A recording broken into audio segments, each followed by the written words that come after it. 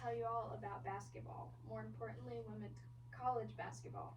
So the women's final championship, the NCAA tournament game, got 18.87 million views, while the men's tournament only got 14.47 million views in this year. And then two of the games were the most watched ever, like out of all the college women's basketball games. And then two of them also had more viewers than the NBA Finals and the and the World Series, the Baseball World Series. So I'm just saying that the Women's College Basketball League has getting so much more media attention than any other sport at the moment. So anyone on social media would know, like, this person and this person, you know, anyone who's seen college basketball recently would know players like Caitlin Clark and Angel Reese, and also other players like Juju Watkins and Cameron Brink and Camila Cordoso and Paige Bucketers.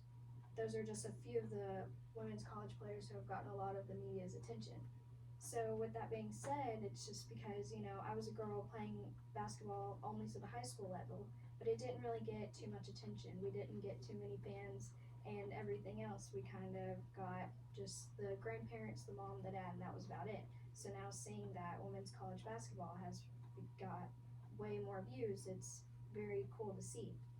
And so women's college basketball has also got so much more attendance in person and online as well.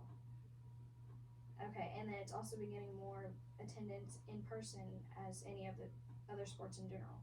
So women's college basketball has been usually not a topic of discussion, but recently it has been, just because of players like Caitlin Clark and Angel Reese, more specifically. And so ESPN.com said that Caitlin Clark has been the best offensive player, the best offensive guard in decades, and she has been a singular force who has brought a lot of attention to the women's college game and a lot of more moves and stuff that no other college player has brought to the table before. I'll show her, sorry.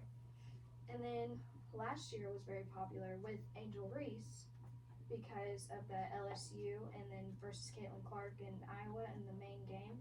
It was very popular. So then that brought more attention for this year because they played against each other, but not as big of a game, but it was still brought a lot of attention to the media. So like again, the final game with Iowa and South Carolina, that game got 18.87 million views, while the men's game only had 14.17 million views, which is still a lot, but the women's viewership has an 89% increase since last year's game. Last year's Iowa LSU game, this year's South Carolina Iowa game.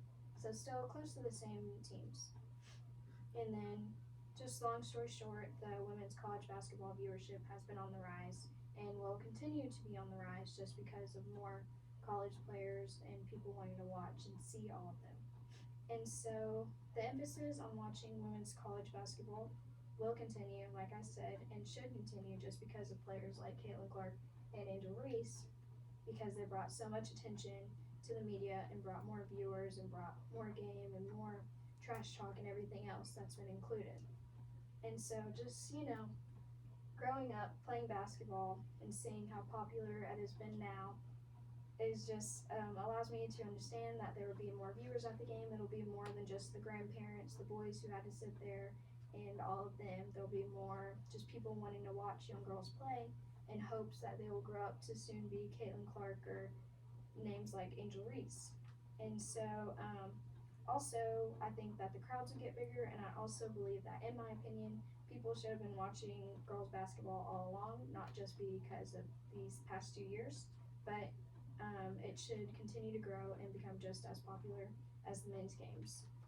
Thanks. Good job. Done. Where's your picture of Wait. the